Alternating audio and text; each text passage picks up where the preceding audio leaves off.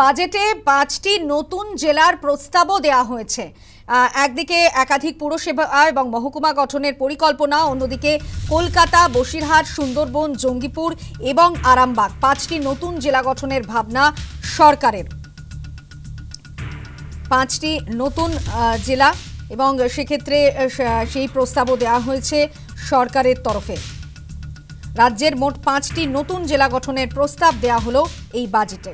কাঁথিতে নতুন একটি পুলিশ জেলা তৈরির প্রস্তাব, গোপীবল্লভপুরে নতুন মহকুমার পরিকল্পনা, শিব মন্দির, গাজল, চাচল এবং বেলদা, বাগনান, জয়গা, কোলাঘাট, কামারপুকুর, চুঙ্গিদিঘিতে নতুন পুরসভা। কি বলেছেন অর্থমন্ত্রী স্বপন দাশগুপ্ত এই প্রসঙ্গে শোনাবো।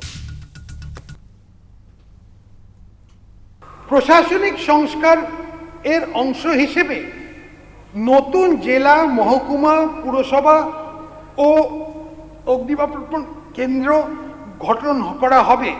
নতুন জেলাগুলোর মধ্যে থাকবে কলকাতা, বসিরহাট, সুন্দরবন, জঙ্গিপুর ও আরামবাগ।